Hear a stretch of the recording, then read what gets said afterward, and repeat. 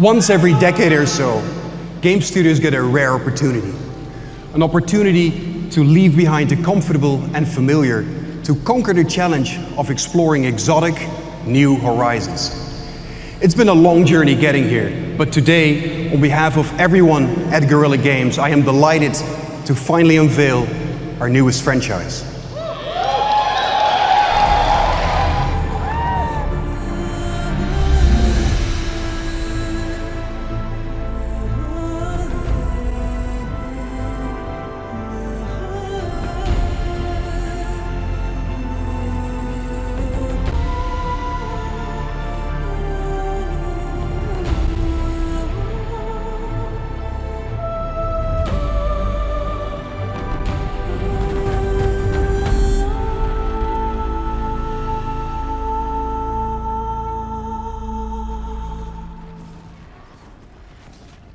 Horizon Zero Dawn, a game which truly innovates in many ways yet receives little to no attention by its mass audience. For a game which released in 2017, it's quite extraordinary to see how it stacks up to other video games today. I truly believe this title was way ahead of its time, and developers in this industry truly need to take this game as an inspiration for their future projects. Yes, it has its flaws, but its positives outweigh its negatives. So how does Horizon stack up in big 2020? Horizon's world is vast. It's a relatively small map, but my god, for a small map it has a large range of biomes and terrains with its own lush, distinct vegetation, all separate from other regions within the map. Almost little to no assets have been reused in other regions, which really does add to the immersion and discovery factor of the game. Now, each region of this map has its own independent weather system. If you are in the deserts, expect violent sandstorms. If you are in its dense jungles, expect peaceful rain. Or if you are in the snowy regions, expect graceful falling snow. The attention to detail shows that Guerrilla Games treated this game as a passion project, rather than another day at the office type game.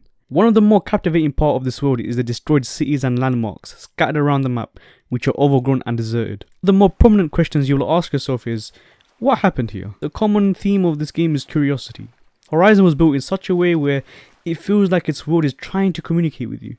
But the only way you can truly connect with these areas is by exploring them, whether it be climbing its tall, lofty skyscrapers or actively seeking out audio recordings or documents, which is also scattered around the corners of these stunning landscapes. A pocket shitstorm tour, day 6. The soundtrack of Horizon Zero Dawn is out of this world. It is majestic. It follows the theme of curiosity, the idea of mystery, the concept of the unknown. It really does encompass this new world, a vulnerable world that needs tending after what the old ones have done to it. The old ones being us. The soundtrack in this game really does make you think and matches perfectly with the exploration of this gorgeous world once you run through its lush valleys and forests. However, be aware of its dangers. This map is littered with flocks and gangs of machines, which are some of the main form of enemies within this game. Every machine in this game are hostile to Aloy, therefore it is important that you traverse certain areas with caution, as you are more than likely to stumble upon a pack of machines which are either harvesting the earth whilst they are being protected by bigger machine types, which the game clearly states, built to kill. In some instances there will be random events such as convoys around the map. Aloy can attack these convoys and gain access to valuable resources which could prove to be useful. Machines play an integral part in this game. They are essentially the main driving force of the game's plot, but I truly believe Guerrilla Games would not do it justice if they did not allow Aloy to gain control over some of its machines to either aid you in battle or be used for transport. And behold, they went ahead and did just that. How do you gain such ability though? Well, that is through this game's version of dungeons, otherwise known as cauldrons.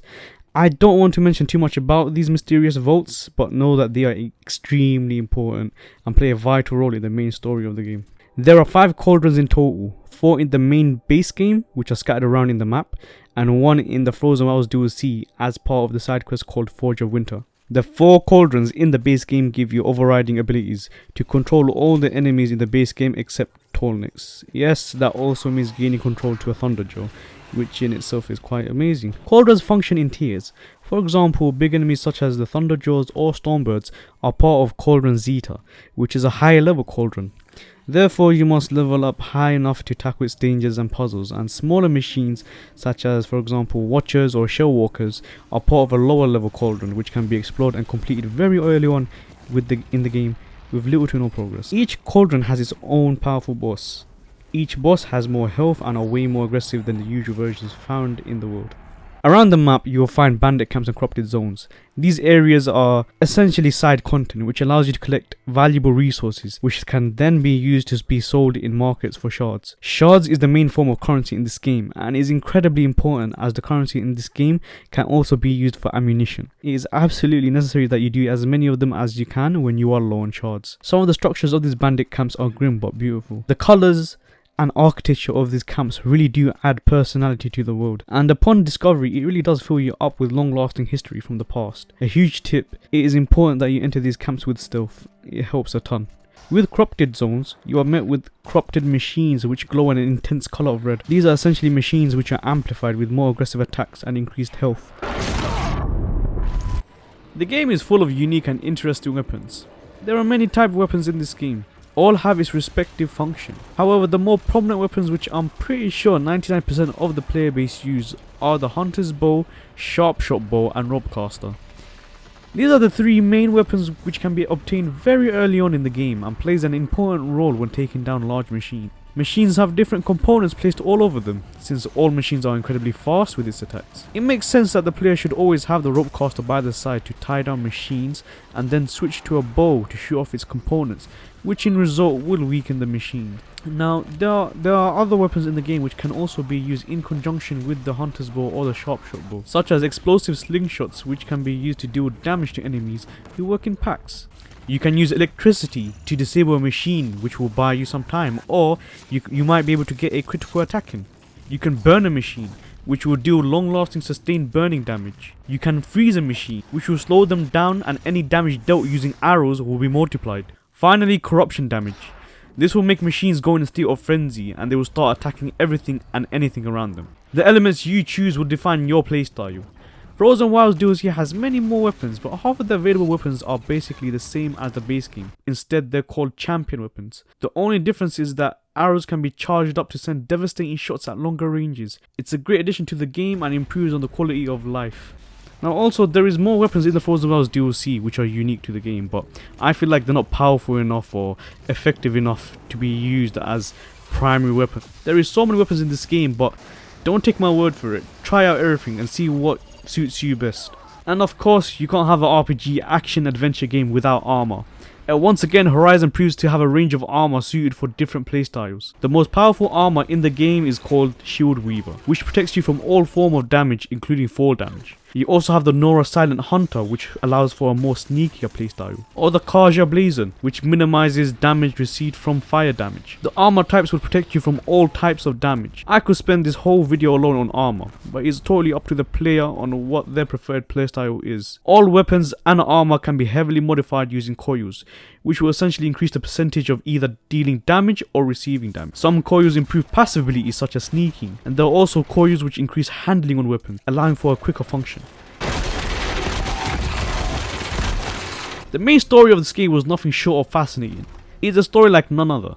Its uniqueness and disparity compared to other video game plots is what makes this game shine. Horizon's story really does pick up towards the end of the game. The game is about Aloy, a Nora outcast who was shunned by her tribe because she was found with no mother. So Rost, her guardian, who is also an outcast, plays the role of father figure to Aloy. The main story is essentially about Aloy looking for her mother, but during this search, her motivation quickly expands and she shifts her focus on the bigger issue: what happened to the old ones. During Aloy's journey, you will come across the Kaja tribe. This is the same tribe who occupy Meridian, the largest city in the game, with an absolutely gorgeous architectural design.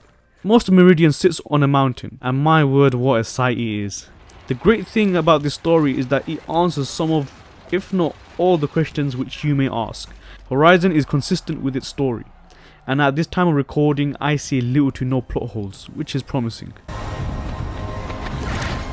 Another wild thought about this game is that machines actually evolve. I didn't know about this until I started playing more of the game recently. I came across a Longleg with more armor on it than usual and had newer attack patterns. It came to my attention after a bit of research that the more machines you kill, the more they will evolve. On screen you'll see the official guidebook of Horizon Zero Dawn, and they basically confirm that machines do evolve after you kill them a certain amount of time. Now, the book doesn't really mention whether they have newer attack patterns, but from my experience, I believe they do.